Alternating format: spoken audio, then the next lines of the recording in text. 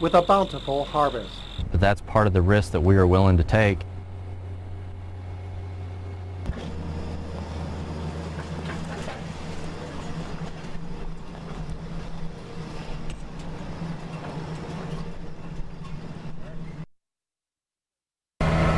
It does feel good to finally be able to plant. This is something that every farmer looks forward to for the growing season. Farmers like the Watsons are racing the clock, trying to beat Mother Nature and her spring showers. Farmers have a short window in which to plant.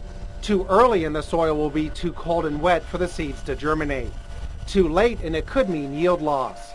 Each day they wait to plant after May 10th, farmers can lose a bushel of corn per acre.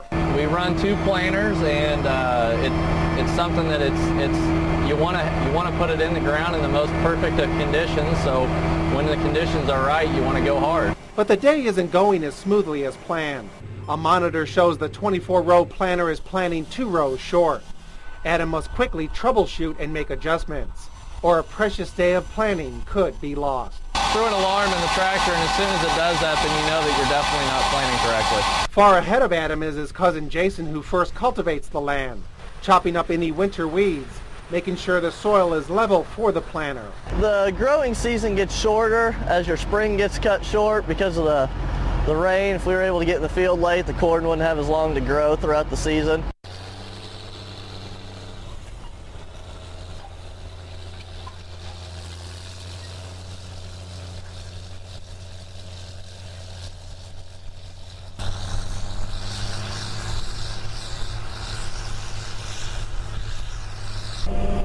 It's finally a sunshiny day in Champaign County.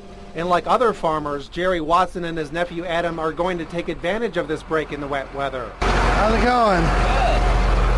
About 60 acres. Okay, planting depth look all right? Yep. It's plenty cloudy. Before those clouds turn into rain, the Watsons will try and plant as many of their 2,000 acres of soybeans on their Villa Grove farm. Because any problem that we do now is it's unforgiving to where we can't make up. Farmers only plant soybeans about an inch into the soil, just deep enough to find moisture.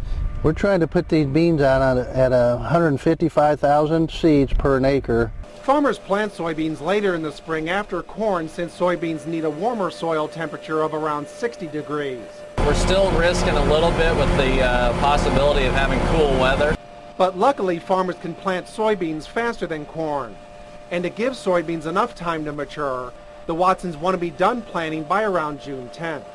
But if weather delays planting after that, farmers risk losing half a bushel an acre every day.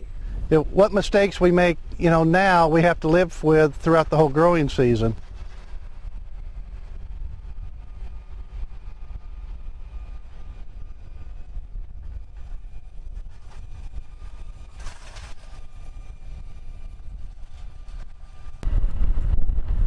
The Watson cousins hop on board their ATV headed out to another client's farm to analyze the soil. The Watsons collect half a dozen samples every 3 acres. The samples are then sent to a lab to test for pH balance, along with a host of chemicals such as phosphorus, potassium, calcium, magnesium, and organic matter. The results are then printed out on a color chart to indicate precisely what soils need certain treatment, and maybe more importantly, what areas don't. With fertilizer at record high prices, it could save you easily $100 an acre. To save the Watsons valuable time and money, they use this GPS-guided computer system. It pinpoints exactly where they need to collect the soil samples. It's definitely a practice that can help you cut costs. But besides controlling costs, soil testing is also important to grow our record yields, since corn needs the right balance of the so-called Big Three: NPK, nitrogen, phosphorus, and potassium. But just blanket spraying these costly nutrients where they're not needed can quickly put a farmer out of business. It could save you a tremendous amount of money.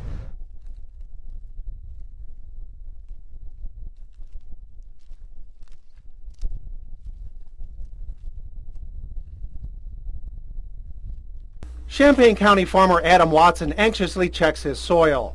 Definitely soil that is still on the sticky side whenever you can ball it up. He wants to see if the ground is anywhere near dry enough to support heavy equipment to finish planting. But from all the rain we've had, the soil is still just too wet. These conditions aren't necessarily the end of the world, but I've seen better. Farmers like the Watsons wanted to be completely done planting corn no later than May 15th, because every day after that they lose about a bushel in yield per acre. So far since last Thursday, they're down 4 bushels an acre. And for soybeans every day they plant after June 10th, they lose about half a bushel per acre. Illinois farmers are already planting about 5% less corn than last year because of higher expenses from inputs such as diesel fuel. So U of I economists fear any further shortages could drive up already record high corn prices due to ethanol and worldwide food demand. That could make livestock feed even more costly, which means consumers could end up paying more at the meat counter. In the meantime, with these on-again, off-again rains, farmers are racing against time and Mother Nature. You don't know whether to start if a rain's coming, or when to quit if a rain's coming also.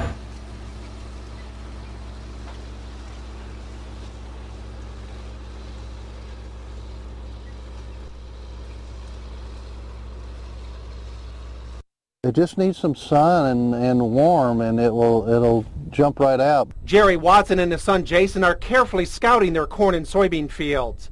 They're on the lookout for anything that can harm their livelihood, like weeds that rob the soil of nutrients and insects that feast on the young, defenseless corn and soybean plants. This is a bean leaf beetle that, if left unchecked, could stunt the soybeans' growth. It's going to chew holes in the plants, and the tissues or the plant's not going to be able to capture as much sunlight to function properly. By this time, the Watsons typically have 100% of their soybeans planted. But so far this season, only 25% is in the ground. The cold, wet weather has put the soybeans 7 to 10 days behind in maturity. But soybeans aren't the only crop that is hurting. Corn could be worse off, as it's 2 to 3 weeks behind schedule. The cool, wet weather has definitely slowed the crop growth. The Watsons are closely looking for this little monster in their cornfields, the black cutworm.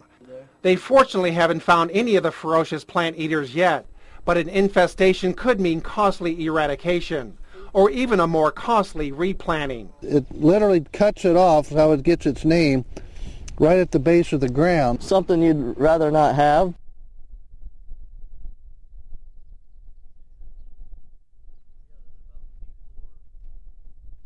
I can't remember any springs that we have had that have been drawn out any longer than what this spring has been.